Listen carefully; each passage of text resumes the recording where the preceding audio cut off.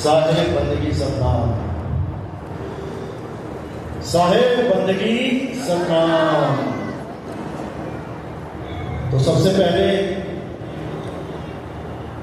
पूरे ब्रह्मांड के अनंत कोट जीवों को आज का दिन बहुत बहुत मुबारक हो, क्योंकि आज ही के दिन बंदी छोड़ सतगुरु कबीर साहब हम जीवों के लिए इस काल के लोक में, इस मृत्यु लोक में, इस मृत्यु मंडल में, काशी में लहर तारा, वहां पर एक कमल के फूल के ऊपर एक बालक के रूप में प्रकट हुए। लहर तारा झील में जब वो प्रकट हुए तब वहां से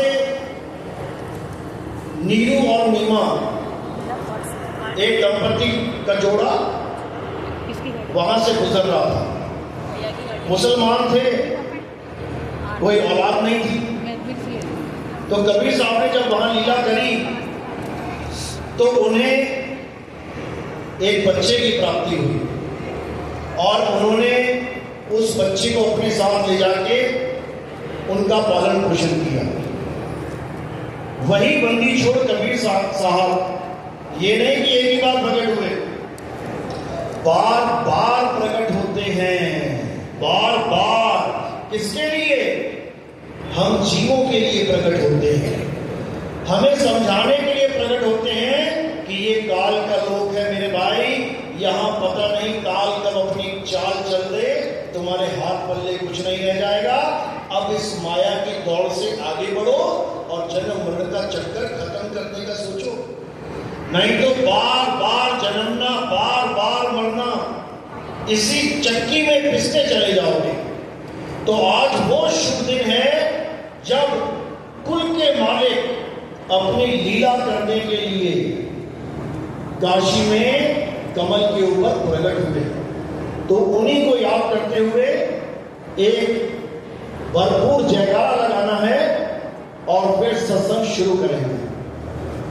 बोलिए परमपिता परमात्मा की, सद्गुरु बंदी छोड़ कबीर साहेब की, सभी संतों की, सभी भक्तों की, इस गांव नगर बस्ती की, आज के आनंद की, सत्य सनातन धर्म की, साहेब बंदगी सतनाम। तो आज वो शुभ दिन आया है जिसे संतों की भाषा में सद्गुरु बंदी छोड़ कबीर प्रगट दिवस कहा जाता है। प्रगट दिवस, ये जन्म दिहाड़ा नहीं है, ये कबीर जयंती नहीं है, ये कबीर प्रगट दिवस है। क्योंकि पैदा होने में और प्रगट होने में जमीन आसमान का अंतर होता है। तो वही बंदी छोड़ इस संसार सागर में हमारे लिए प्रकट हुए, हमारे लिए एक इंसान का चोला धारण किया। नहीं तो उन्हें किसी इंसान के चोले की जरूरत नहीं है, उन्हें किसी शरीर की जरूरत नहीं है, वो बिना शरीर के ही पूर्ण है। लेकिन हम लोगों के लिए वो इस संसार सागर में एक गुरु के रूप में आते हैं। और जब वो गुरु के रूप में आए तो उन्होंने अपना धर्म यानी कि ज्ञान देना शुरू किया। और जब